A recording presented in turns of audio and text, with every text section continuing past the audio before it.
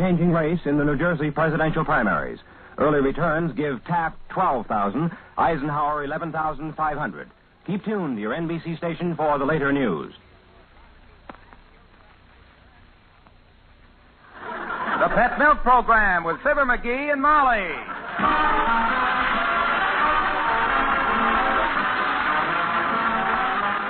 The first evaporated milk, Pet Milk, presents Fibber McGee and Molly with Bill Thompson, Gail Gordon, Gil Stratton Jr., Gloria McMillan, Cliff Arquette, Lou Krugman, and me, Harlow Wilcox. The show is written by Phil Leslie and Keith Fowler and directed by Max Hutto with music by the King's Men and Billy Mills Orchestra.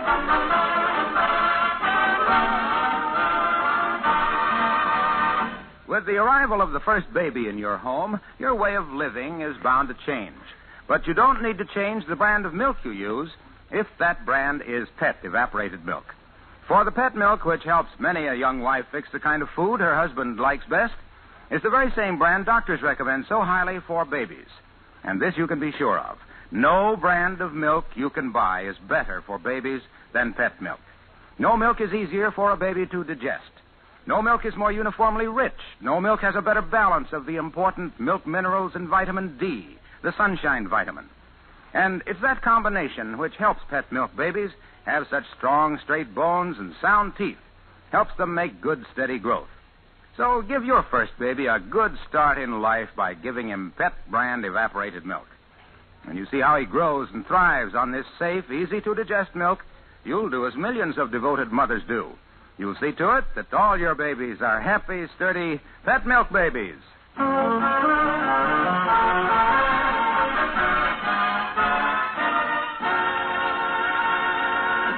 At 79 Wistful Vista, the start of a new day is somewhat like the start of a race.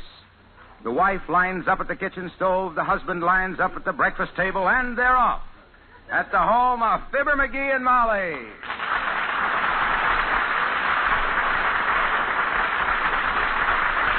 What's holding up breakfast, kiddo? Let's eat. I'm as hungry as a last year's bird's nest. I'm as empty as a last year's bird's nest. You better do them all twice. Now, McGee, we just got downstairs, and I barely started to boil the water for the eggs. Yeah. Please hold your horses that you eat like. Well, I'm as hungry as a horse, I'll admit that. If you got a bale of hay handy to tide me over to the... Now, relax a minute. Turn on the radio. Listen to some music. Okay. If I'm going to starve to death, I might as well do it to music. WVIS has records. Well, folks, that was Ronnie Bay, the tearful tenor, with his latest recording, The Big Black Cloud That Balled. Glad I missed that one. They all weep these days, don't they? Yeah, it seems to be a requirement. No sob, no job. The last 15 minutes of recorded music was brought to you by Cheap Charlie Morgan's cut-rate clothing store. Cheap Charlie sells clothes cheap because the clothes at Cheap Charlie's are cheap clothes.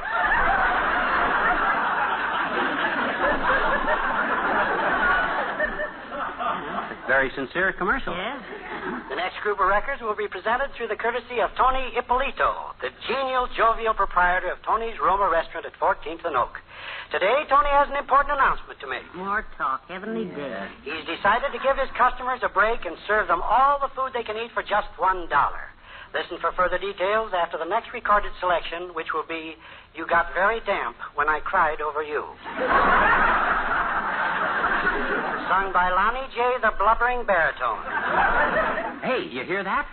I don't blame you for turning it off, dearie. I wouldn't enjoy that one either. Huh, that ain't why I cut it off. Didn't you hear what he said about all you can eat for $1 at the Roma Restaurant? Yes, I did. Well, what are we waiting for? We're going there to eat breakfast? And why not? This is a chance of a lifetime, kiddo.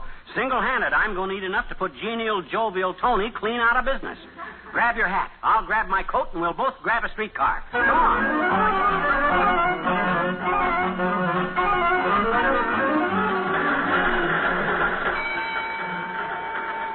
My goodness, this is a terrible streetcar. The noise it makes. Yeah, it sounds like a keg of nails rolling down the Rocky Mountains. But, boy, when I think of the food I'm going to eat for $1, it's... All seriously, next. All for reason with Dawson Prosperine. And round for Prosperine. Did you ever notice that conductor, McGee? He has a sort of an accent, hasn't he? Yeah, at least. He learned to talk that way as a child, they tell me. Really? Had a very interesting family. His father was a shoemaker and always talked through a mouthful of nails, and his mother was a tobacco auctioneer. With that background, he was a cinch. Talk about the Travers next. Talk about the Travers. Connected with Levis Flowers and all the rest of them.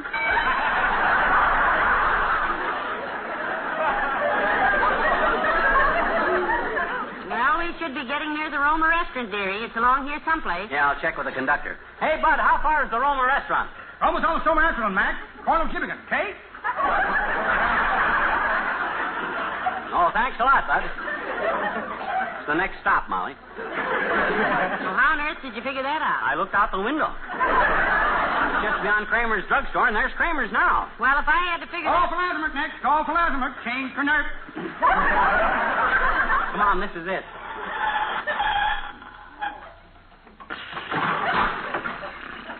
Call for Lazimak. Call out for Call for Lazimak. Next call. Watch it, Molly. Give me your hat. One step, please. Take the first mounted press company. Forward.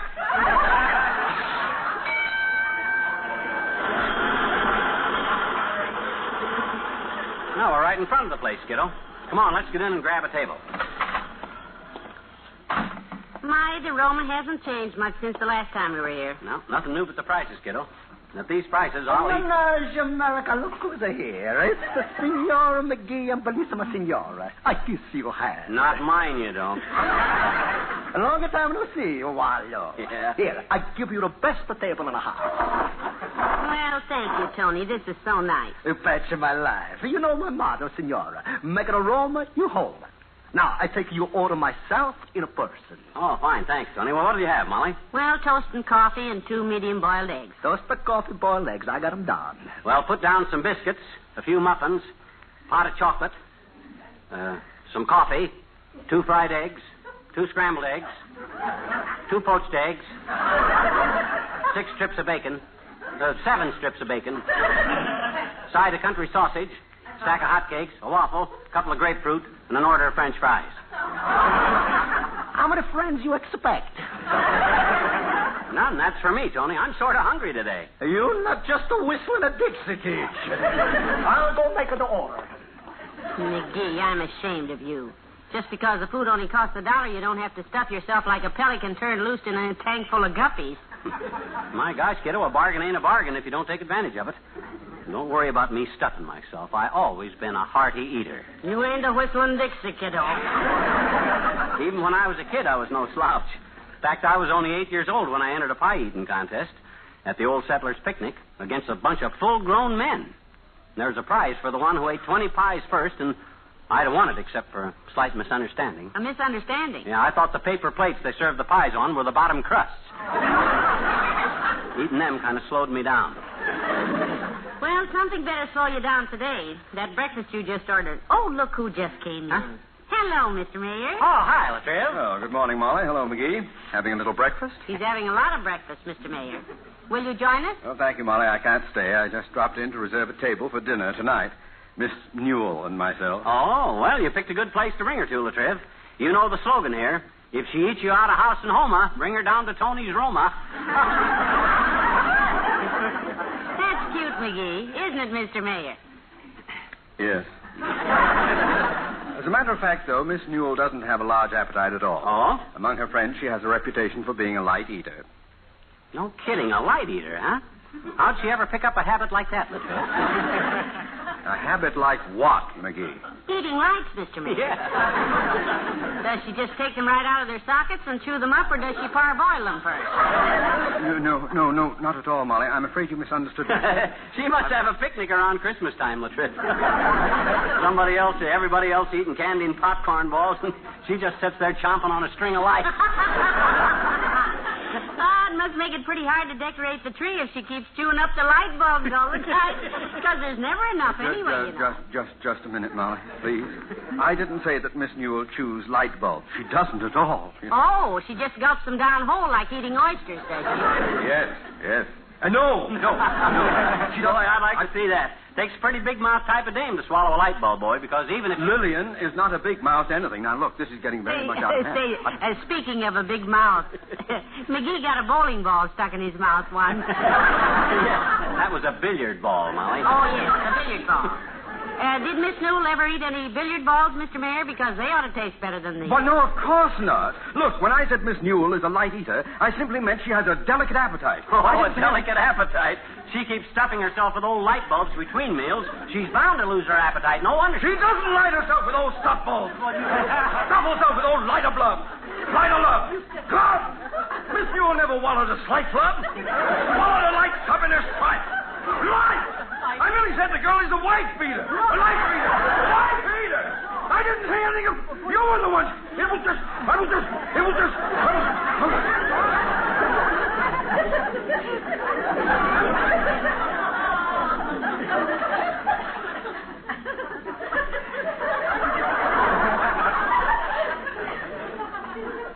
McGee? Yes, boy? You've often said you'd like a job in my office. There'll be an opening in the City Hall tomorrow, and you're the man I'd like to put in it. Yes, swell. What do you call it? The elevator shaft. Good day.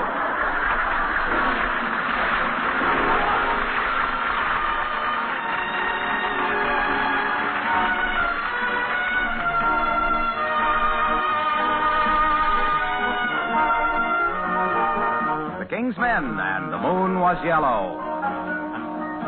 The moon was yellow, and the night was young.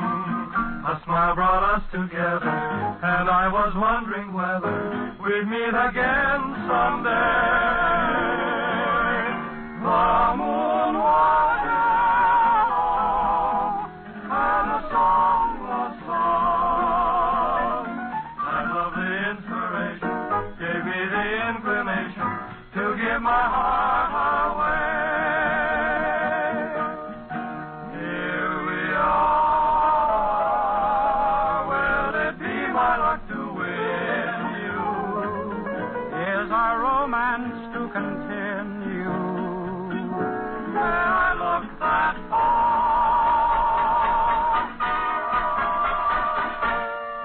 My love is mellow, and my hopes are strong. Around that Cupid fellow, tonight the moon is yellow, and the night is young.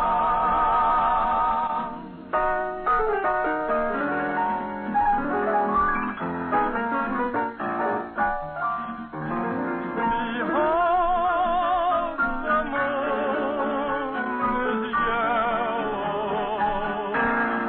and the night is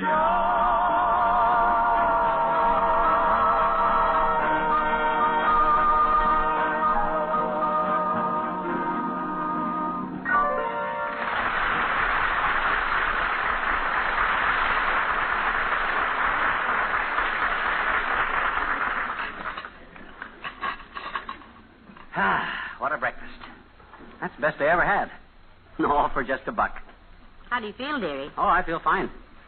Well, it's amazing. That's all I can say. Hmm? If the average person ate that much, he'd have to be carried out of here by 2 men. Hmm? The Mayo brothers. My gosh, I didn't eat so much. Only eggs, bacon, ham, sausage, hot cakes, waffles, cereal. Hey, wait a minute. I didn't have any cereal. Hey, Tony. You yell out loud for me, senor? Yeah, I forgot to order cereal. Bring me some hot oatmeal with Sorry, senor. I don't serve cereal now because while you ate, it stopped being breakfast time. Now is lunch time. Oh, lunchtime. Well, that's okay. Give me a lunch menu. McGee. What's wrong, kiddo? I always eat lunch. Well, here's a lunch menu. I recommend the spaghetti and a meatball. Good. I'll take 'em. And bring me the veal scallopini, the beef stew, a green salad, side order of raviola, and a stack of pizzas.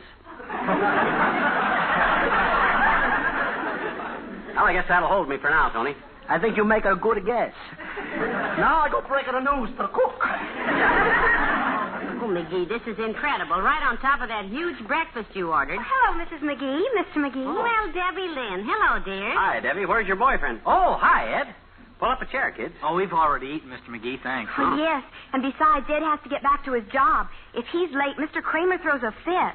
How come you're eating here, Ed? I thought you got your food at the drugstore for free. Oh, I do, sir, but some days I just can't face it. Yeah? It's always sandwiches, sandwiches, sandwiches. I'm getting so I can't look a Swiss in the rye anymore. Well, don't you worry, Ed. I'm taking the domestic science course at school, you know, and after we're married, I'll cook all your meals. I hope so. How are you getting along with the course, Debbie? Well, my meat and vegetable and dessert grades haven't been too good, Mrs. McGee. In fact, there's only one thing I've made an A on. What's that? Well, sandwiches. Well, I better get back to work, Mr. McGee. Ah, that's the spirit, Ed. You work hard, boy, and save your money. And one of these days you'll have yourself a stack. Yes, sir. You know what the stack will be, don't you?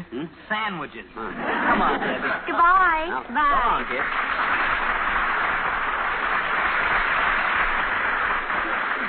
Look at them holding hands, McGee. Aren't they cute? So in love. Yeah, and speaking of love, Molly, Yes, dearie, yes. I'd love to eat here every day. Just think, breakfast and lunch for only $1. I say something wrong? Skip it. Oh. My goodness, if I ever thought I'd have to play second fiddle to a platter of spaghetti and meatballs. Hello, Molly. Hi, pal. Hello, Mr. Wilcox. Hi, Junior. Looks like everybody's eating at Tony's today, and I don't blame him. Pull up a chair. Oh, thanks, pal, but I'm on my way to put a call to Hollywood and close a big deal. Oh? I saw you and Molly through the window and dashed in to tell you about it. Well, who are you calling in Hollywood, Mr. Wilcox? Walt Disney. Walt Disney? Yeah, Oh. I've got a great story for him. Oh. It's a sort of a sequel to Snow White and the Seven Dwarfs. What's the name of your epic? Coffee Black and the Two Dwarfs. Would you like to hear it? Is there any way of stopping you? No. Go ahead. All right, now listen to this. Mhm. Once upon a time, there was a very attractive girl named Coffee Black. And all her life, she dreamed of being the favorite of the great Prince John. Prince John. Yes, his full name was John Q. Public. Oh, yes, I've heard of him. Well, Prince John Q. Public was fond of Coffee Black, but not really crazy about her. Mhm. To him, she seemed to lack something. You sure you didn't swipe this from Grimm's Fairy Tales, Junior? Sounds pretty grim to me. Nice, dearie. Go ahead, Mr. Wilcox. Well, sir, one day Coffee Black was walking in the woods, and she came to a little house. And there she found two dwarfs, Lumpy and Milky. Uh-oh. I'm already suspicious of that last one. Well, Coffee Black told them how she wanted to captivate Prince John Public, and they agreed to help her. Lumpy said, "I can make you sweeter," and little Coffee said, "Go right ahead, sugar." You see, Lumpy is really a lump of sugar. Cute dialogue, huh? Yeah, too cute for words. At least any words I can say out loud. Well, Lumpy made her sweeter, but the prince still didn't fall for Coffee Black. Oh? So she went back to the dwarfs, and Milky said, "I'll make you richer and lovelier." And Coffee said, "Milky, you're a pet." Pet Milky, get it? Yeah, I get it, but I ain't sure I want it. Well, Milky made Coffee Black richer and lovelier with a marvelous creamy complexion. And when Prince John Public saw her, he said, "My pet, you're for me." Oh. And the moral of this story is, if you want coffee fit for a prince, always use pet milk to give your coffee that fine, creamy color and satisfying goodness every coffee lover loves. And you'll drink happily ever after. You expect to sell that to Disney? Why, of course. Oh? It may not be art, but it certainly is commercial. See you later, kid.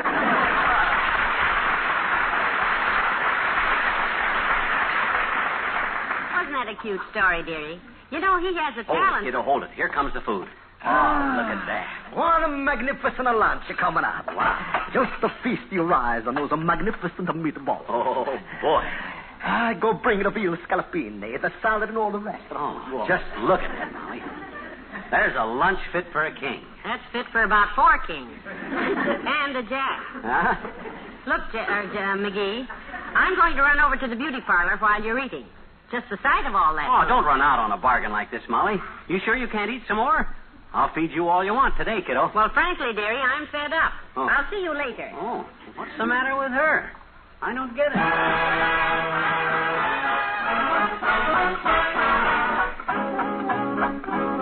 Billy Mills and the orchestra and the Newlyn Rag.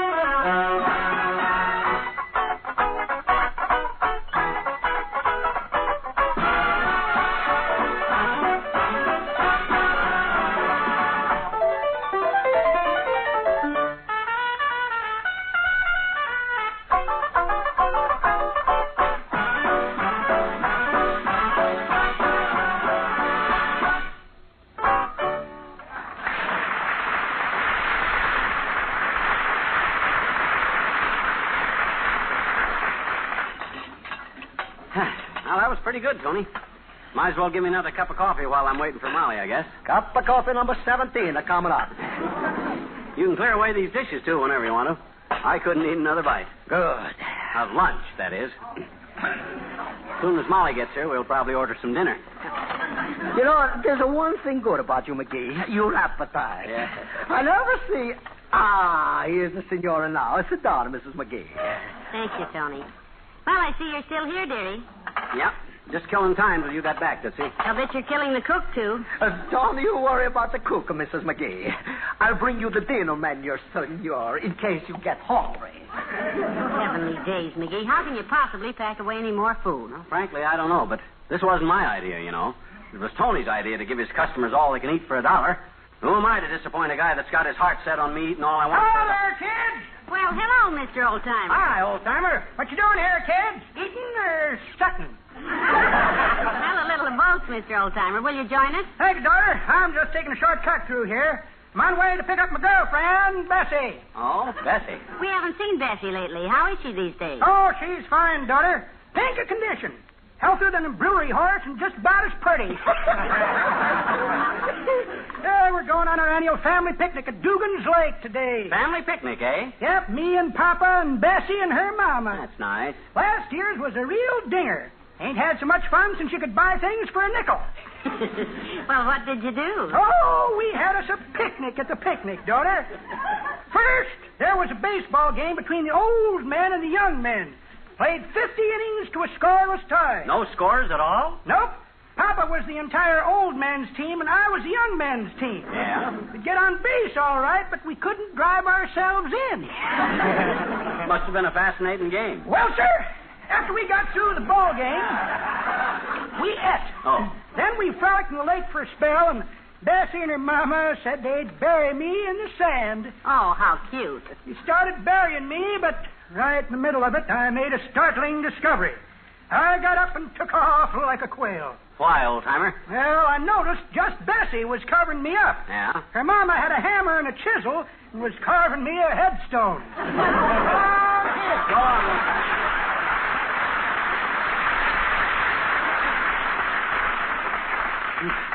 I've often wondered where they dug that guy up, and now I'm beginning to wonder why.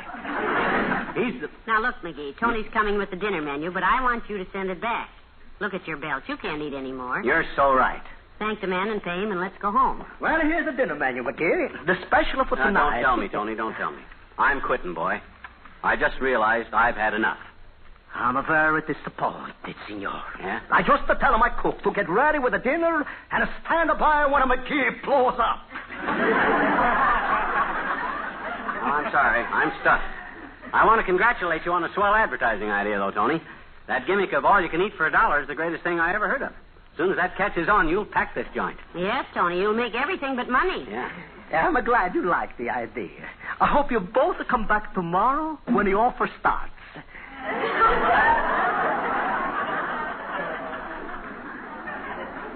Tomorrow? I heard it on the radio today, and that's why I came down here. I guess you don't listen to the whole announcement, McGee, huh? Tomorrow, all you can eat for $1. Today, here's your check. Oh, my gosh. Oh, look at that. $17.65. Oh, this is inflation.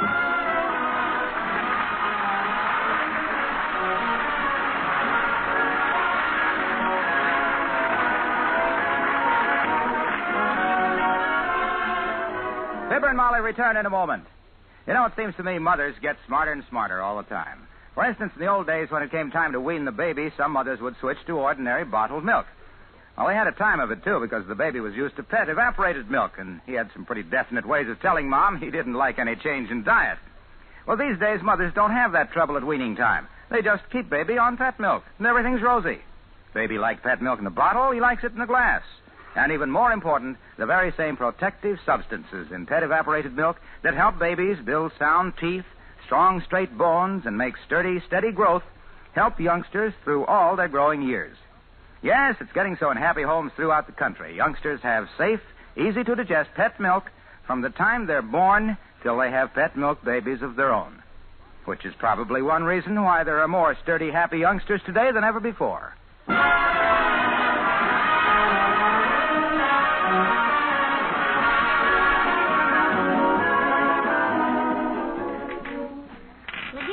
Back up to bed. What are you doing out there in the dark?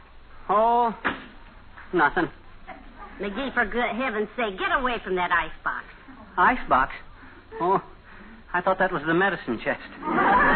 Good night. Good night, all.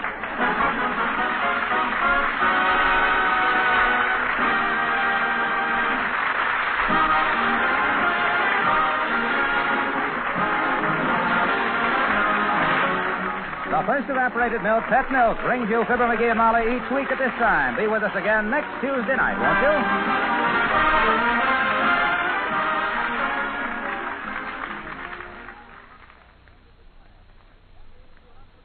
you? To most newly married couples, a first house is a dream to be realized. And to most older couples, the first house is a dream to be remembered.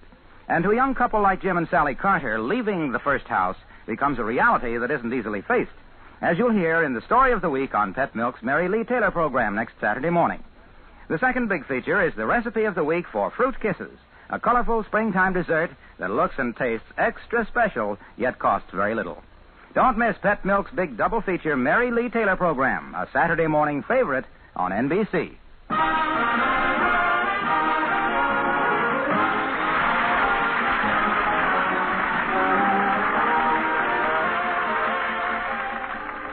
Now, Eddie Cantor brings you more fine entertainment on